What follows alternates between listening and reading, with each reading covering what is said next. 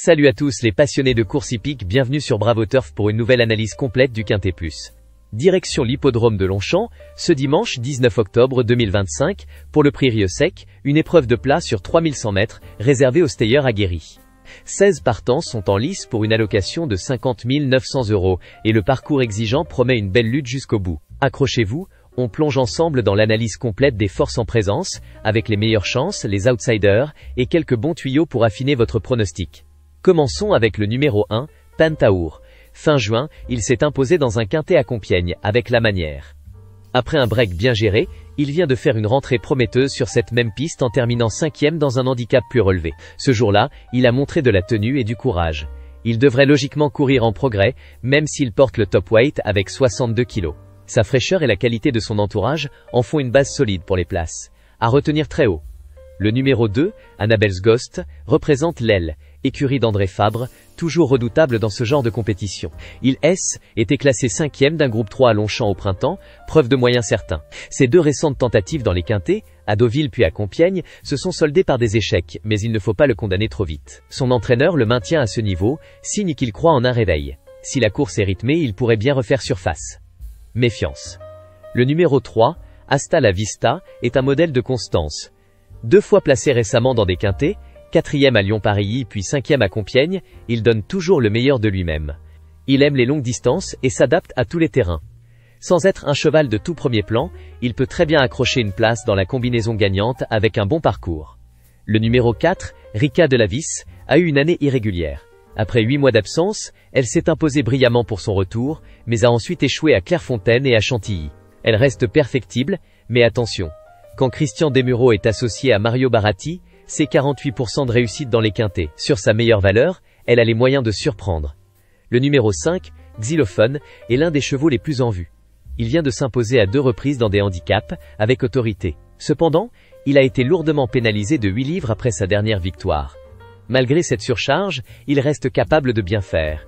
Il est dans la forme de sa vie, et son entourage affiche une belle confiance. À ne surtout pas écarter. Le numéro 6, Step Morning, reste sur une 10e place dans un quintet à Compiègne, après un succès dans un handicap à Senon-Pouancé. C'est un cheval courageux, mais qui semble atteindre ses limites à ce niveau. Si tout se passe bien, il peut grappiller un petit chèque, mais pas mieux. Le numéro 7, Ventosilla, est une jument régulière, endurante, et déjà lauréate à Nantes sur longue distance. 5e à Dieppe, puis 8e à Deauville, elle n'a pas démérité. Son jockey, Michael Barzalona, affiche 40% de réussite dans les quintets sur l'année écoulée. Elle mérite donc crédit pour une 4e ou 5e place. Le numéro 8, Wood City, est difficile à juger. Il n'a pas brillé récemment, mais il affectionne les pistes collantes et lourdes. En cas de pluie sur Paris, il pourrait retrouver son meilleur niveau. Son entraîneur, Fabrice Chappet, tourne à 40% de réussite dans les quintets, un signe qui inspire confiance. Si les conditions météo tournent en sa faveur, il peut se réveiller. Le numéro 9, Super Alex, est un véritable métronome. Il a terminé dans les 5 premiers à 4 reprises cette saison en 5 tentatives. Toujours présent, il donne tout ce qu'il a. Même s'il lui manque une pointe de vitesse finale, il reste un solide candidat pour les places. Le numéro 10, Tic Tac, effectue une rentrée après 4 mois d'absence. Il n'a jamais pu faire mieux qu'une 8e place en 4 quintets cette année. Il risque de manquer de compétition et semble un ton en dessous. Outsider. Le numéro 11, Ako Tango, vient de très bien courir à Saint-Cloud, terminant 2e d'un handicap bien composé. Il monte de catégorie, mais sa forme est sûre. En embuscade, il peut accrocher une place, si le rythme est soutenu. Le numéro 12, Hatim, est souvent cité parmi les bons chevaux du lot. Il a terminé 6e à 2 reprises cet été dans des quintets relevés, sans démériter. Il reste capable d'un coup d'éclat, surtout s'il bénéficie d'un bon parcours. Un cheval à glisser dans vos combinaisons. Le numéro 13, Kerr Stormy, revient progressivement après une longue absence. Il a déjà gagné cette année à Châteaubriand, mais ses dernières courses à Longchamp et Angers montrent qu'il doit encore retrouver son meilleur niveau. Il reste un peu juste ici, mais attention à une surprise pour une 5e place.